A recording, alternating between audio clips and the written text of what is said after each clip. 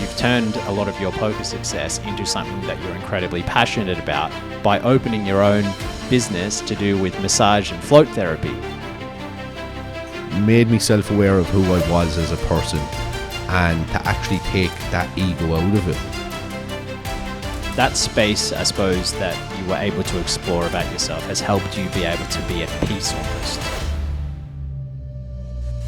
Yeah, so there's two benefits, the physical and the mental benefits. I more so fell in love with it over the mental side of things. You were saying to me, oh, Brendon, I love doing this float thing. I do it before every tournament. The way it reduces stress and anxiety.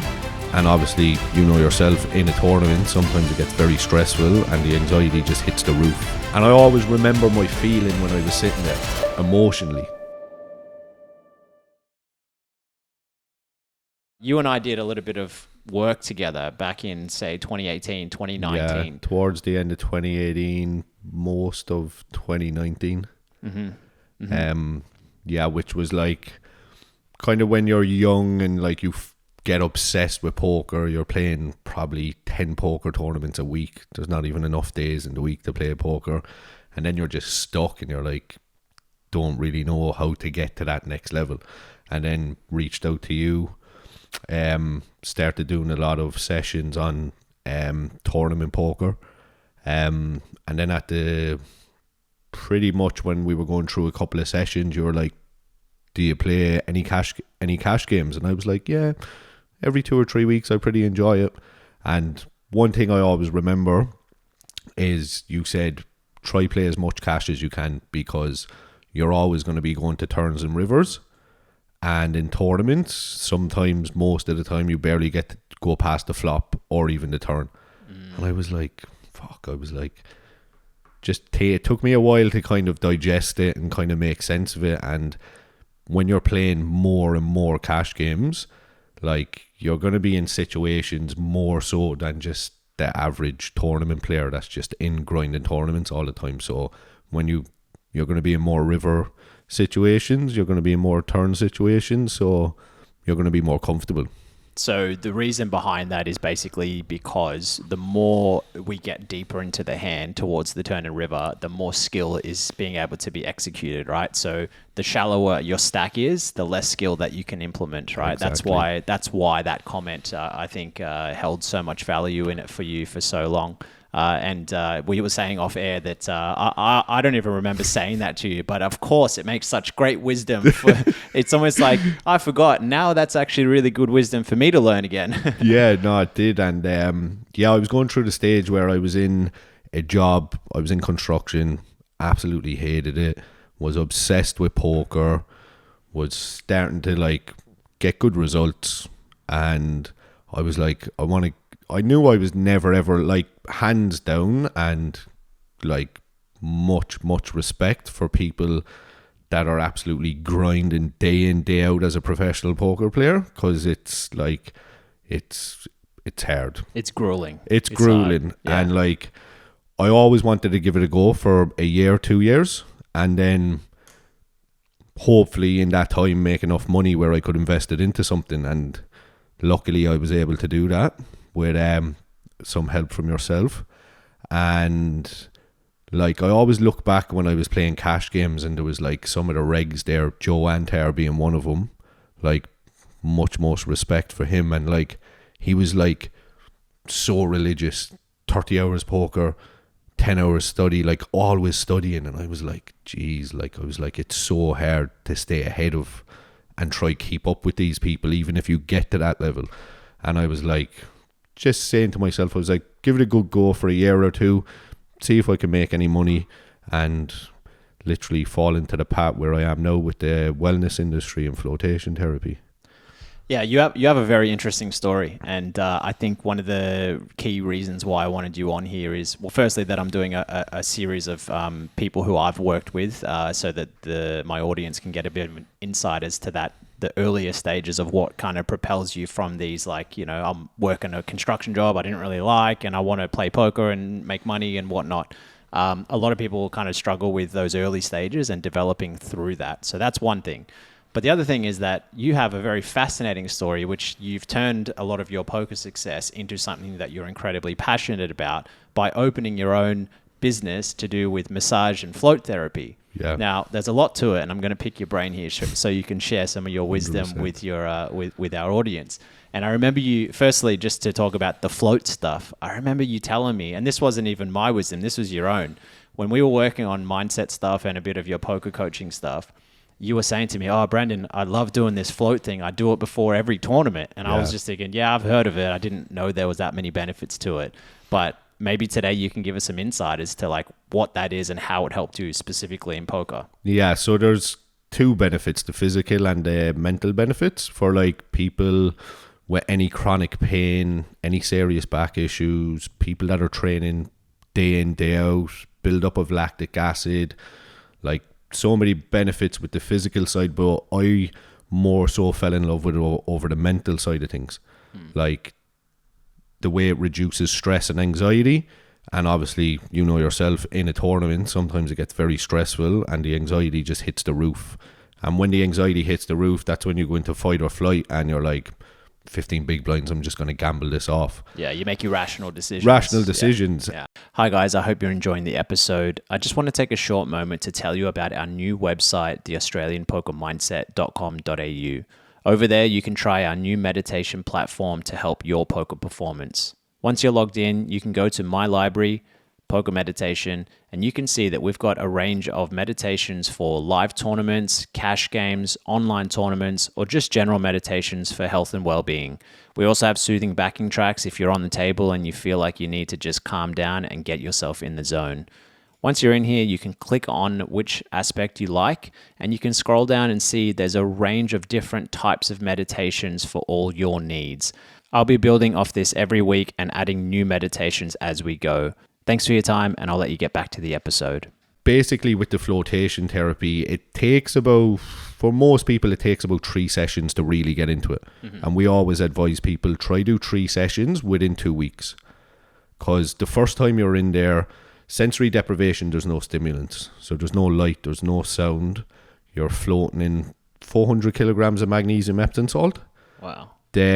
So you have pods and you have open style tanks. The tanks that we have are open style. The reason why we went with them is it's less claustrophobic, because a lot of people are like, oh, I don't want to get in and close the lid down.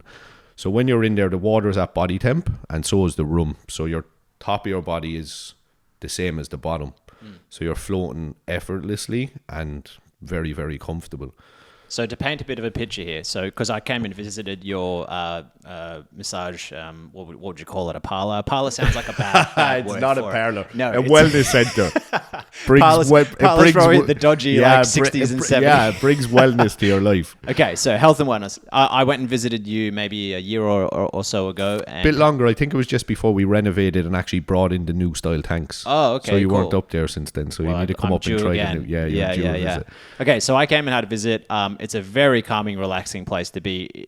I think even the first step of just as a person seeking health and wellness to go to a place that is around that, it's already relaxing as it is. Yeah. And I got to be honest, Jake, as soon as you walked into the room here, you smelt like a health and wellness like center yourself. So it's calming just to be with you. So anyway, okay, so I walked in and you basically sent me around to this like room. There was a basically like a big bath and there's a shower and stuff. So you kind of like shower off, put on your swimming cozy. Yeah, you can go in nude as earplugs. well. Private room. It's probably. And you have couples ones too. So Yeah, you can we go have in with your couples couple. ones. Yeah. Okay. Then I got in, basically you had the option to turn off all the lights and have certain lights on and music. Yeah. True. Okay, yeah. And then now I'm in a pool of water, right, that's full of magnesium as well, salts and stuff. Magnesium Epsom which salt. makes you float. Yeah. And then you lie there effortlessly. for like You an lie hour. there for an hour, and the idea behind it all, like you have your vagus nerve, which when you're lying down in bed, like it's never ever fully relaxed because For us poker players, that's VAGUS, not yeah, VEGAS. not Las Vegas nerve. No. So basically, when you're lying down in bed or you're relaxing at home, there's still gravity pushing on you. So when you're floating in the tank, it's a zero sense of gravity feeling. And as well, it switches off your vagus nerve, and then it's able to like send the blood flow to where it needs to go. And it's very good for jet lag as well, or if you're on long journey, if you're traveling long journey, or even before you get on a long flight, because it helps with the blood flow. So when you're floating, everything is pretty much switched off and you're going into like sensory deprivation. So you have no lights, you have no stimulant. And like the first time you're trying to find your what's comfortable, hands on my side, is it on my stomach? So the more you do it, the more you get cozy with it. Right. So when you're in there, I wrote it down because I always get this mixed up. As I was saying, me and my business partner, we do educational presentations now on letting people know what exactly happens. So like you have your brain waves. So you have your gamma, your beta, alpha, theta, and delta. So like we're always going around in a state of mind where like we're just always like watching out for danger, like we're always on alert. So when you get in to the float tank and you start floating, the more you do it, the more calmer you get. But during your session, what happens is you get into a state of your brainwave that you can get it from meditation. Like yogis have practiced it for years.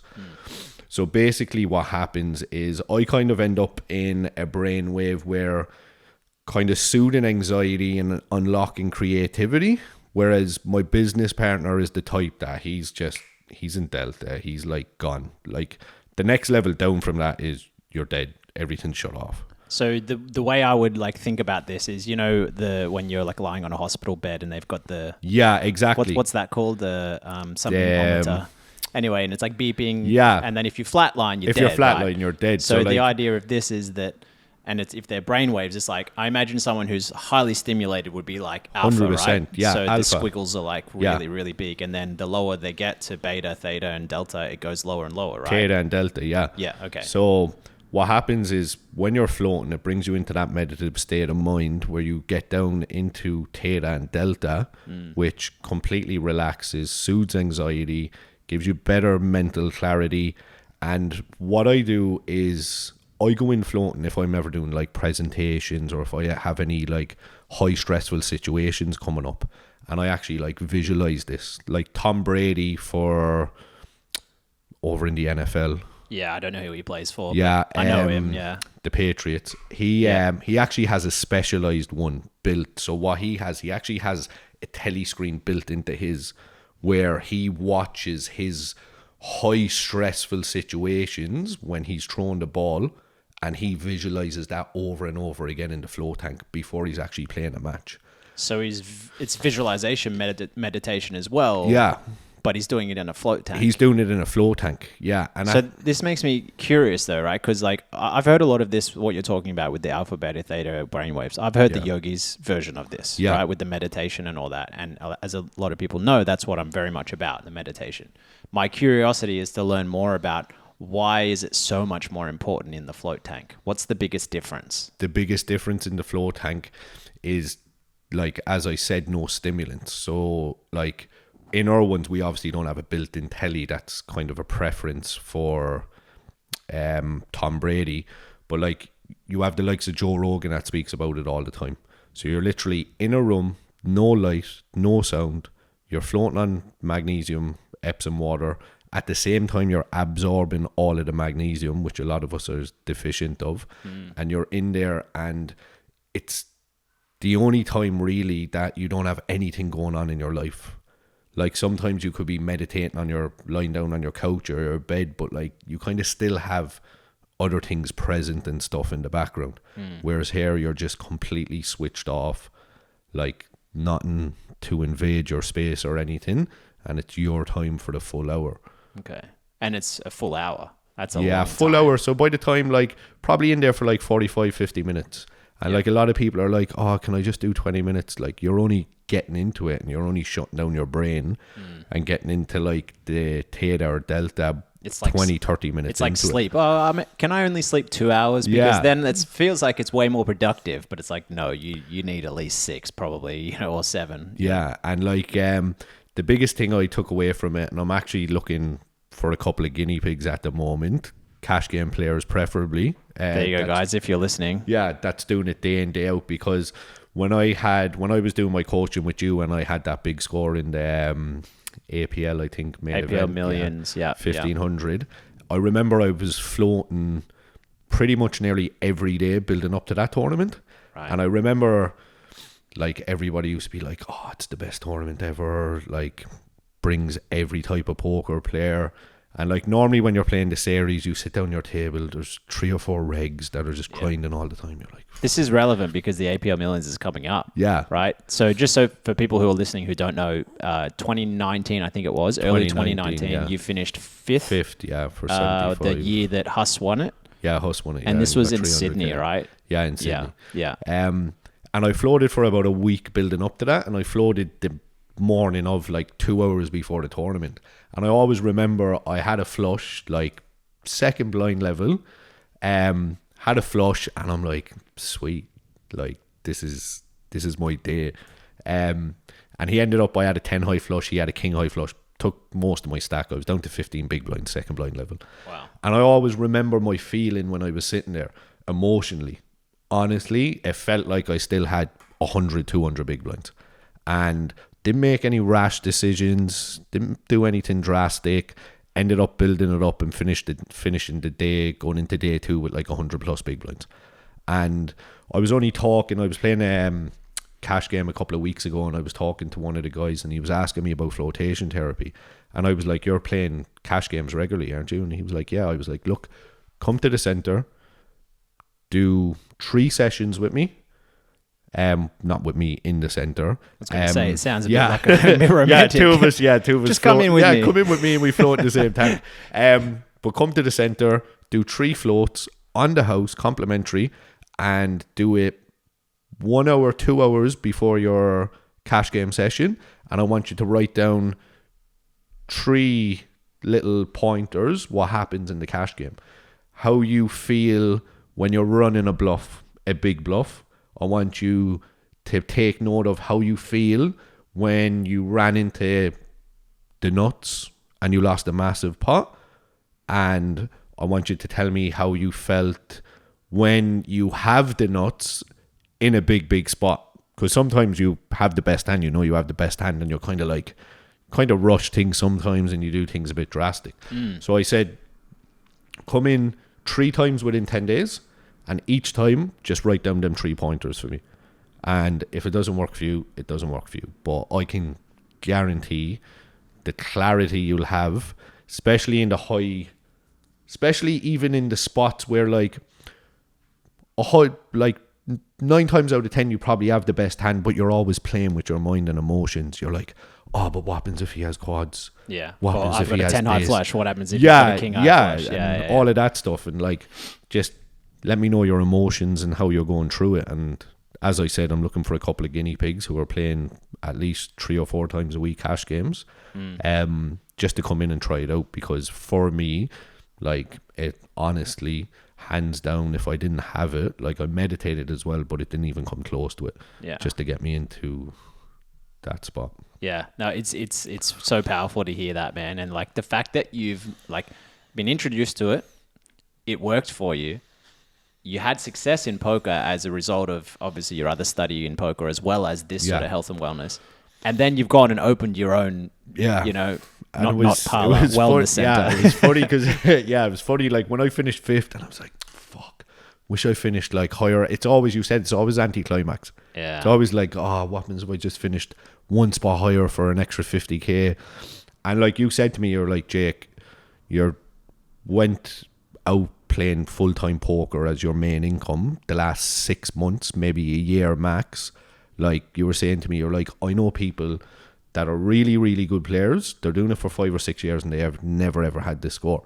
So like everybody used to always take the piss out of me inside the casino. Oh, you run so good, blah, blah, blah. But like we all write our variance as it comes. And as I was playing more that year, my business partner at the moment, he was always asking me, because I introduced him to floating as well, and he absolutely loves it. And he was like, what's your plan? What are you going to do? Are you going to play poker? And I could never see myself. I just wanted to try it out and give it a go for a couple of years. And I was like, do you know what? I want to open up a flotation center. Like at the time, there was hardly any of them around. Now they're starting to pop up more. And I was like, do you want to come in on it with me and we'll open it up together. And he was like, yeah, 100%. So like 2.5, 3 years later, here I am. Now look where you are. You know? And so now even that probably alleviates any anxiety around poker because you've got your own business and all that. So it's like, you know, you play poker, you got your business, and it's a perfect balance for you right now. 100%. And I'm in the phase of like growing the business at the moment, and we have a lot more growing to do, and we want to open up another couple more. But I used to always see, when I was in there playing like 5-6 days a week, used to always see Greg Russell. You know, like he'd do his little morning routine, and then he's in the casino for like 4 or 5 hours, 11 to 5, just enjoying life, doing what he likes, you know. And shout out to Greg as well. When I was opening up my business, I actually reached out to him to ask him about a different business opportunity similar to have a look at for me, and he was like, Jake, he was like, stay away from it. He was like it's not worth it. And like at the start, I didn't have that much of wisdom about businesses and stuff. I just knew what I wanted to do. And he helped me out big time with that. And then when I brought him the other opportunity that came my way, he was like, Jake, straight away, grab it. He was like, because we literally took over. We were meant to open up our own flotation center below the business I have now. And the building manager said to me, he was like, what are you going to do here? And we were like, flotation therapy. And he was like, there's a lady upstairs. She's been here 29 years. She has a float center. She's looking to sell the business. And we were like, what? And then went up, had a chat with her, and then just took it from there. So yeah, amazing, dude. I think it's such a great success story, and I think, you know, you're probably still only in the early stages of it, right? Because it has the potential to grow and grow and grow.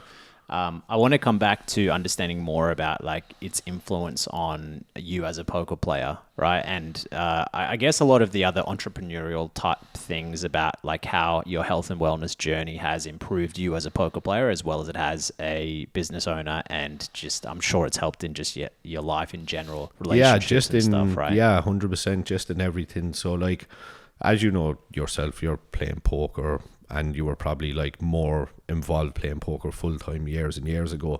Like people always think, when I told my mum and dad I was playing poker, like this, I'm going to do this for a year or two full time, they're like, oh, you're crazy, you're going to be drinking and smoking every night. And like, you know as well as I do, like when you're playing poker like 4 or 5 times a week for like 40-50 hours, like your health, you have to be like, and a lot of people do it.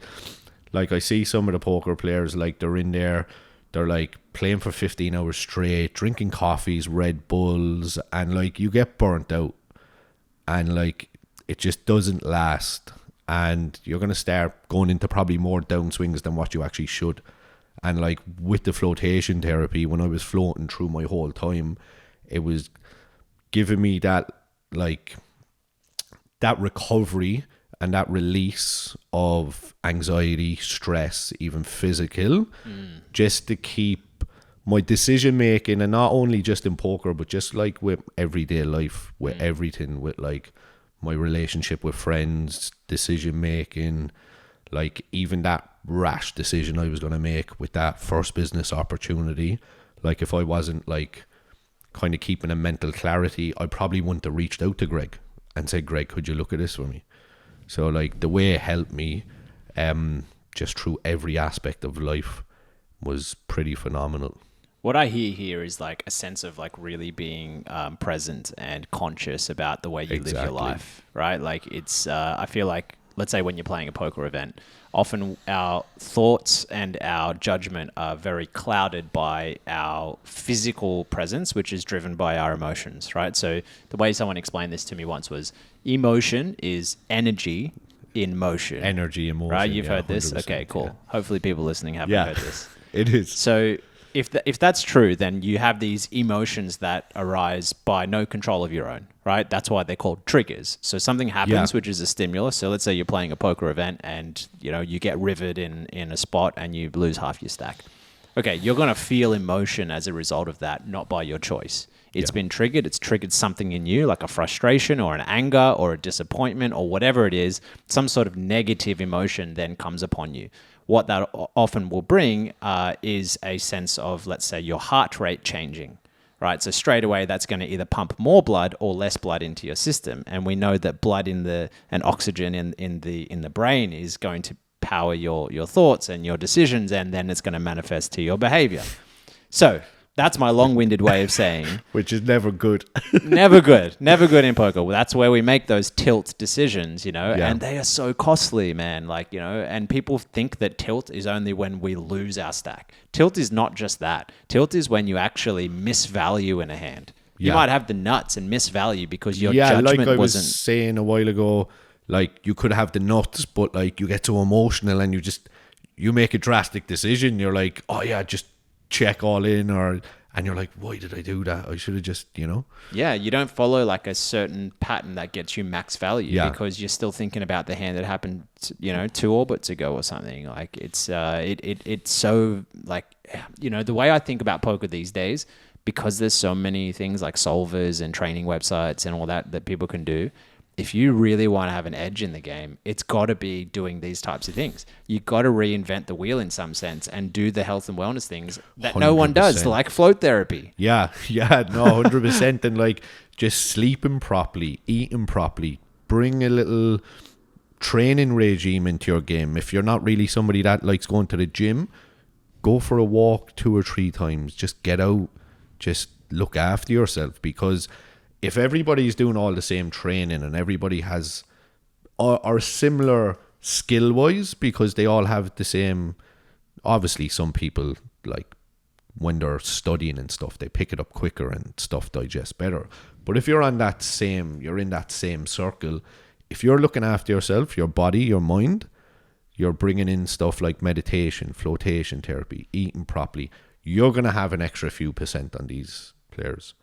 And like it's a big thing as well, like Andres, like me and him were like best friends in like pretty much when we first started out playing poker, and like he's on like a mad journey now, like absolutely like just grinding, but like he's doing so much work on himself as well, like spiritually and everything.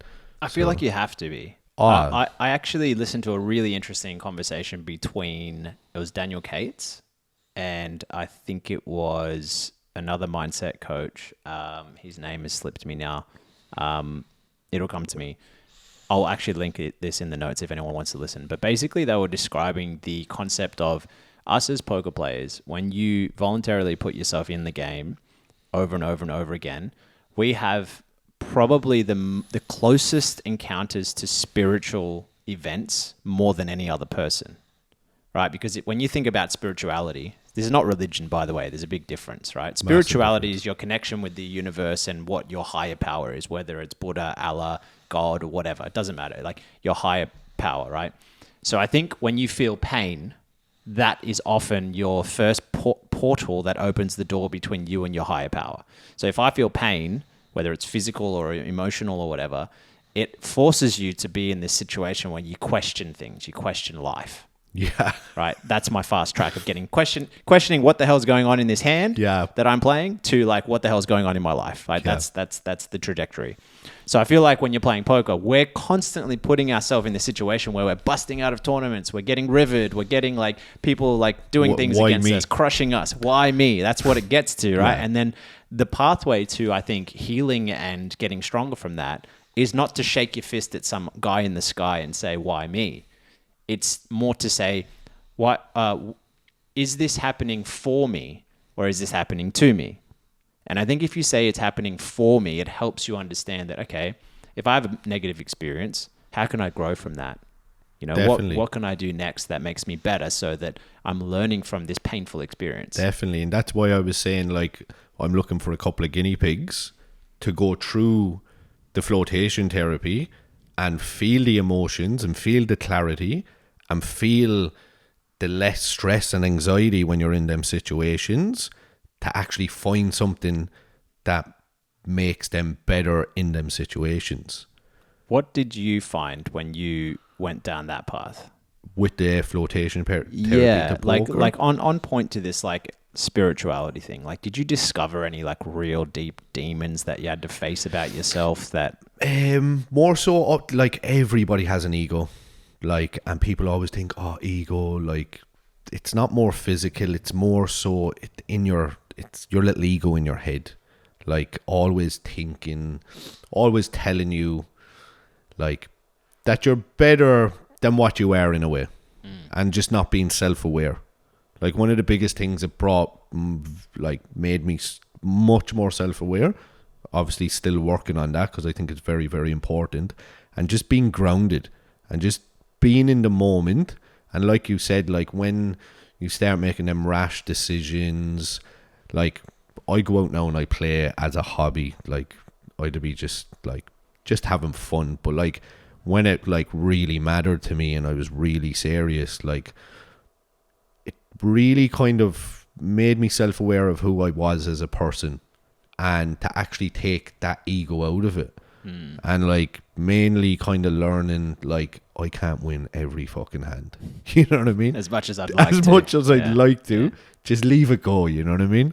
Like, and like, you always see it like people just berating people. And like, it's not good. Not good for the game. It's not good at all. And like, I'd always found myself at the start before flotation therapy is like when I lose like a big pot, and like 9 times out of 10 I shouldn't, and like I'm berating that person in my head, and I'm like, I obviously would never ever do it out loud. We all do it, but like just finding that spot where like it was like, this is part of the game. Like this is what makes the game fun. It's what makes it so creative and different. It's different to going up playing blackjack against the casino. Like you're there and everybody at this table, this is what it brings, this dynamic, and brings like this special game together, you know? So like it really kind of found me being like moving on to the next hand a lot quicker than in the past where I would just keep on thinking over and over. You'd be ruminating in that emotion. Like, yeah. So it's that space, I suppose, that you were able to explore about yourself has helped you be able to be at peace almost. Yeah, pretty much. And just like having the clarity and being a bit more grounded and just being more calmer, like just really kind of like flushing out any kind of like little egos that were coming up inside my head. And like you'd always see it in the game, like if somebody wins a pot from the other guy, them two people probably won't talk for the next hour, you know? And like I found myself more and more like being social at the table with like the people that just took like most of my stack. It's like it's part of the game, like, you know what I mean? It's gonna come around. But yeah, like that would have been a big thing for me, just being more calm and being more grounded at the poker table. You know, when I work with people, and I've found this on my own personal journey when I've worked with my own, say, therapist, and that I've learned a lot about how my upbringing or my exposure to certain events, whether it be as a kid or, as a teenager or something like that, how I was able to or not able to self-soothe during really challenging things and experiences. And I found that going through that therapeutic process really helped me. And I use that with certain clients. So a lot of people come to me and they think, I want to get coached by Brendon. He's going to teach me all these cool tricks. I'm going to win the main event. Like he's going to give me all the secrets. And look, I can help you facilitate the pathway towards figuring that sort of stuff out. And there's certainly a lot of tools and things like that in play. But one of the biggest things that I work with my clients on is uncovering what challenging experiences that have been suppressed in their life. It's a massive thing. I did something similar myself with my life coach. Right. Okay. Yeah. So I can relate to it a lot. Like Could you share that with us? Yeah. Like he went back, my very first session, he went back from the good and bad times from 1 year old till 7 years old, what I remember. Wrote down a few bad times, like pretty bad. Then 7 to 14, 14 to 21, 21 to 28, and so on. So you broke your life up into segments almost. Yeah. And writing down the good and bad moments. And we touched on some of the bad moments. And basically, like when I was, you could say 11 to 18, I had like some bad moments that came up. Really felt that I left my mum down. And my conversations with my mum when I used to talk to her from Ireland used to be always in the back of my head. I'd be like, right, I apologised, but I don't feel like... It just felt like there was something there, and the conversations used to be always like not really flowing and smooth. So one of the main things he asked me to do, he was like, write a letter to your mother apologising for what you believe you've done wrong, and ring her up and tell her. And like, being an Irish mother, I read out the letter to her, and she was like, Jake, fuck off. You apologised to me 10 years ago. It's all forgotten about. Blah, blah, blah. Everything's fine. But for her to tell me that in that moment actually gave me the reassurance and like the closure, basically, that everything was fine, and it was me playing on this all the time. And so it was resolved for her in her mind, but you've carried it for 10 more years. Yeah. And when you brought it up to her, she's like, what are you talking about? You've already apologized, and you did X, Y, and Z. But there's some part of your ego and your spiritual side that carried this with you, right? That's what we call stored trauma. Yeah. Yeah. See, and you store that, right? And so this is, and to link this in with poker, right? Because people are thinking, why am I listening to a poker podcast? And now he's talking about his mum. Yeah. Right. And this often happens when I have clients, you know, I'm like, you might be surprised, but this is very relevant. Very relevant. If you have emotions that get brought up, if you get rivet in a hand, it's not because you got rivet in a hand. It's because 100%. You have an inability to soothe your own sense of the world when unfavorable things happen. Exactly. So often it's because you're carrying stuff that's unresolved, like issues with your mum or issues with the past, or, you know, sadly, there's also all sorts of things that could have happened, like neglect and trauma and abuse and all that sort of stuff. So I guess to link all of this in, I feel like the therapeutic side of it and the dialogue of this stuff that you had with your mum works with your flotation stuff. Because then when you're in this space of true tranquility, I feel like that stuff gets a place to be at peace. 100%. So it's almost like if you were training at the gym, you go home, and if you eat fast food, it's not going to help your recovery. Yeah. But if you eat the nutrition, so in my mind, the therapeutic stuff is the nutrition for the brain. Yeah. And the meditation or the float therapy, that's kind of your practice, your physical practice. Definitely. And like with the float, I've learned something here throughout my own. No, and like since that conversation with my mother, like I ring her now, and it might be only a 3-4 minute phone call now, whereas before it was like, felt like I had to stay on the phone for like 10 minutes and the conversation wasn't flowing or anything. And now I could ring her just for 5 minutes, have a little laugh, and it's been totally different. But what you're saying about the flotation therapy, like I used to get anxiety like years and years ago, and I had a situation when I first took over the business. I was going through a bit of some personal stuff, felt this anxiety like really bad. And I had to ring my business partner. I said, look, there's clients coming at 11 o'clock. I feel like just locking the door. I said, the anxiety is through the roof. And I haven't experienced something like this in a long time. So he came up. There was a session free in the flow tank. I was like, perfect time. And a perfect time for me, because I read up on all the studies and about anxiety, but I never floated pretty much to go in and get rid of anxiety. And I went in there, and like hands down came out, and it was like 90% nearly gone. Wow. And like what you're saying with like kind of trauma kind of inside you, and like subconsciously it's there, you don't know it. Like something happens, like you said, like you get rivered and you think you're acting like that because the river, but it's not. It's what your body has stored.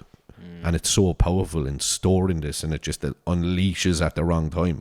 Yeah. And it just causes like so much added trouble and trauma in your life when it happens. Well, do you know what the next step to that is? Like, okay, so there's an event that happens. There's a trigger of something that it's triggering an unresolved thing in your past. The next thing is the behavior, right? So that's where I work with people on figuring out firstly what the deep-seated thing is. Then we figure out what the triggers might be, whether it's getting rivet or most commonly, actually, people are more upset when they make a mistake rather than when they get unlucky. Yeah.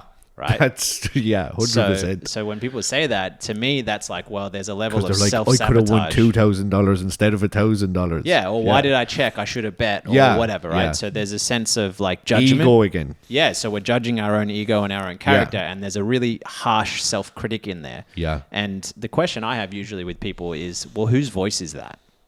Because most people think it's our voice. But it's probably not. It's probably a vacant mother, a non-present father, or perhaps helicopter parents who are always there and judging, whatever it might be, right? There's something going on there that it's probably not your voice. Yeah. So you have to figure it out and you work through it.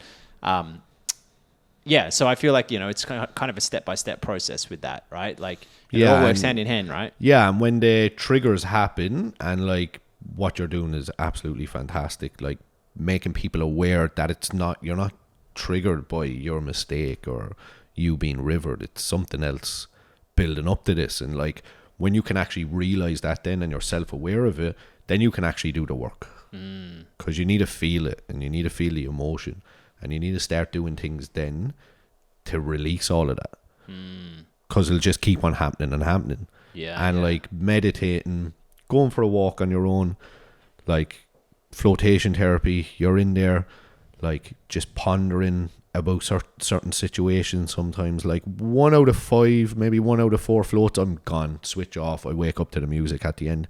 But a lot of time I'm in there and I'm in such a relaxed state, I'm able to tap in to these other realms and just like have a think about what went on in certain situations, why I acted like that, or how I'll act like that the next time.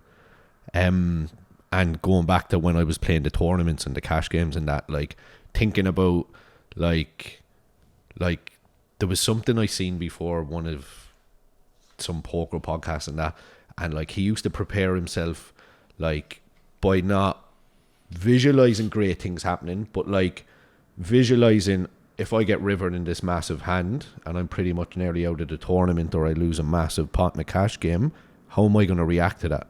How am I going to feel? And that's like a massive difference, because if you can control that, you'll have a lot of a better session or a lot much of a better tournament, because you're like, right, I know how I'm going to act in this situation. I know how I'm going to feel.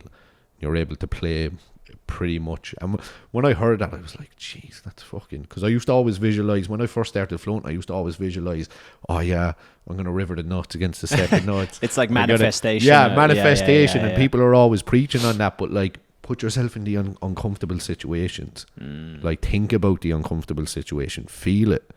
Like, why people always say have a cold shower in the mornings, because it brings your body under stress. So then when you come into a stressful situation, you handle it a lot better.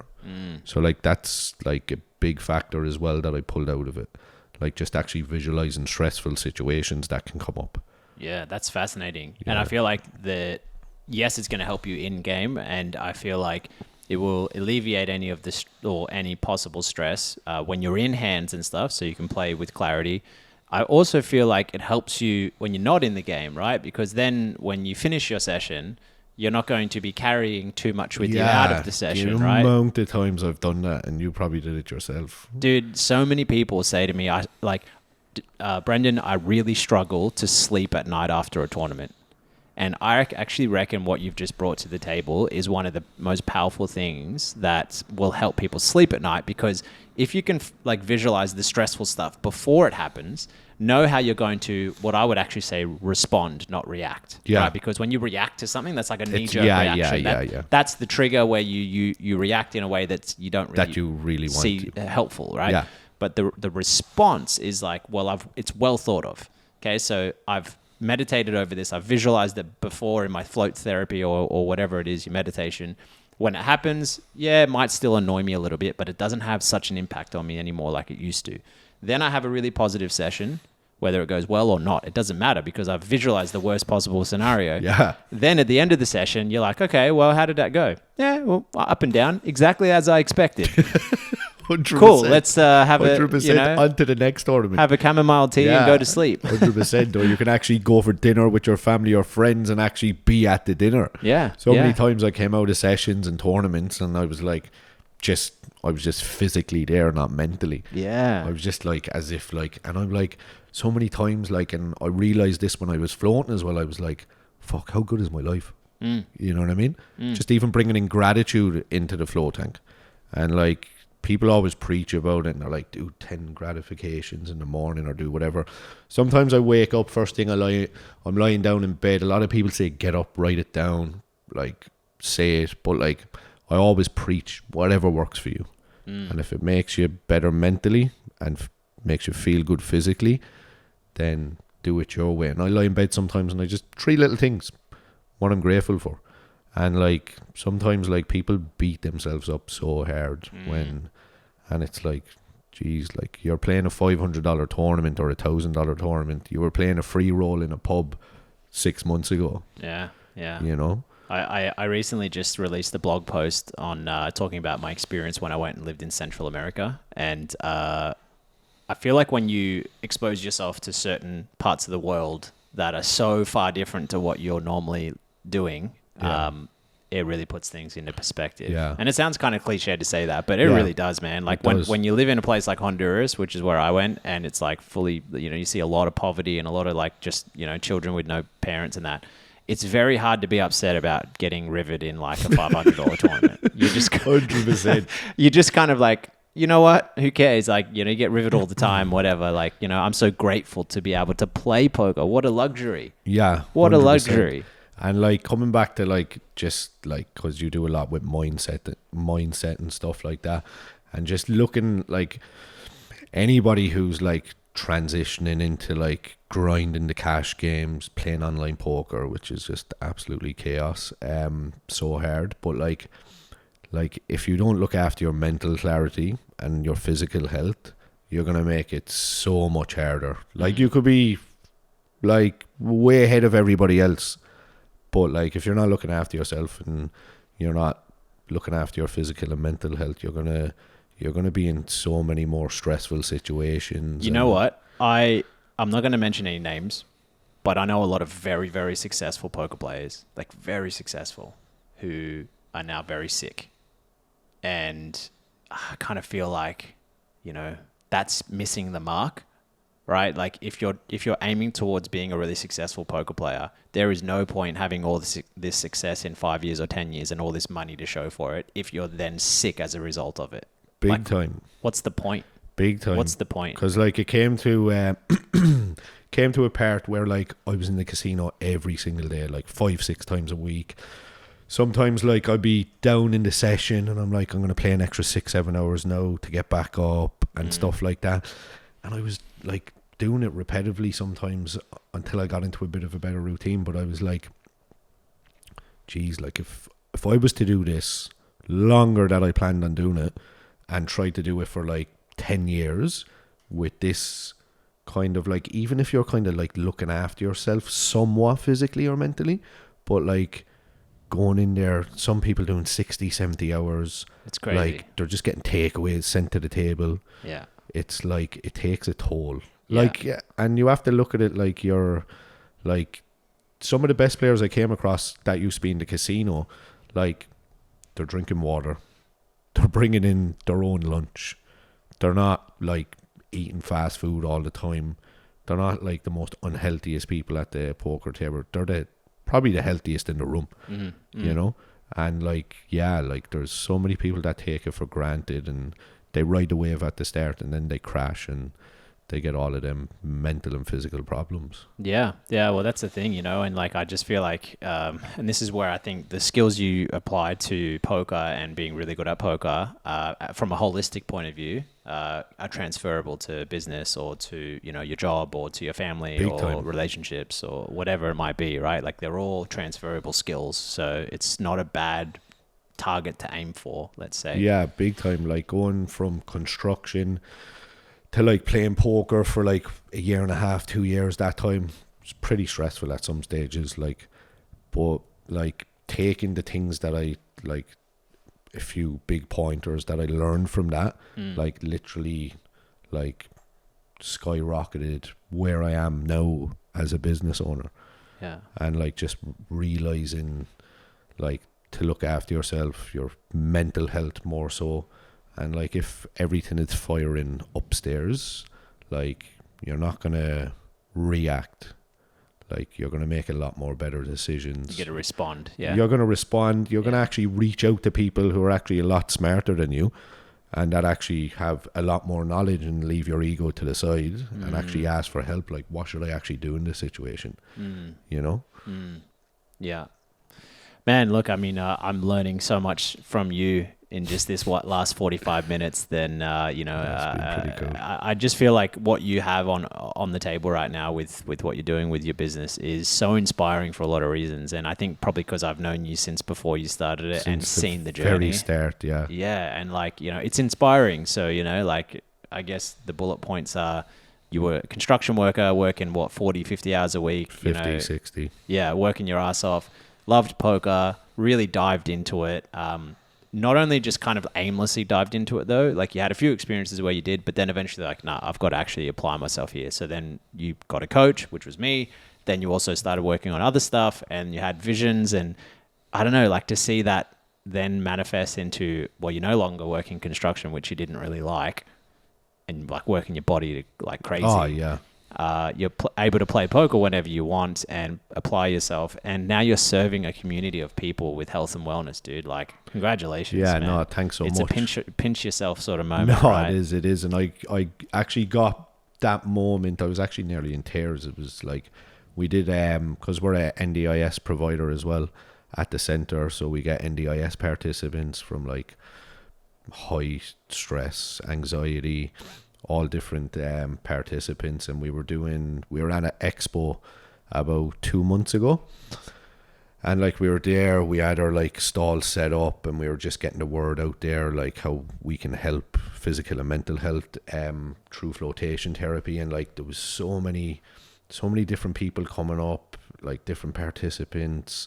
Like some people, like they couldn't talk, other people were like in wheelchairs, and high stress, high anxiety people and stuff. And just to be able to offer something to actually bring, like, we're not magicians or like top doctors or anything like that that's going to cure people, but we can take the pain and that stress and anxiety and bring it down to a level where it's actually manageable for like people to actually get through their lives with some bit of happiness as well. Like, and it was like one of them moments. It was like, fuck, like 8 years ago I was on a construction site, and now I'm here and I'm being able to offer this to people. It was a pretty good moment. Man, I feel empowered No, after it was hearing good, your it was story good. and hearing that's almost brought you to tears. That sort of, Yeah. you know, gratitude, let's say. Yeah, no, Yeah, it was well really done, good. dude. So just to wrap things up a little bit here, Yeah. because I feel like, you know, this is a great point to kind of finish off on. Looking back on your story from when, let's say, you and I first connected, like what sort of advice would you pass on to yourself from back then? That was like 4, maybe 5 years ago. Pass on to myself back then, it would have been to be a better organized, because it's still something I'm working on now. To be better organized with, like, I always like grab onto a lot of things and I just make it work, which a lot of people do. But like being better organized and a bit better structured, where like I always look out at some of the poker players that I used to play back then, and like much appreciation from, like, they had it like they were like lawyers or accountants or people that were running, that had personal assistants. They had their hours marked in the casino. They had their hours for study. They had their hours for the gym, for wellness. And I was actually looking at them and implementing that at the same time. And luckily I found flotation therapy and it worked for me immensely. But yeah, to say something to myself back then, to actually like follow that structure like religiously. Right. And like would have probably picked to have probably a bit more time outside of like what I was doing, like full on, to just kind of relax and be a bit centered, which I'm still trying to find that now, because sometimes I just get caught up in my business, and like my girlfriend is like, you need to have a day to yourself, you need to just relax, like try switch off. Try like, float therapy or something. try float therapy, yeah. Just but switch off.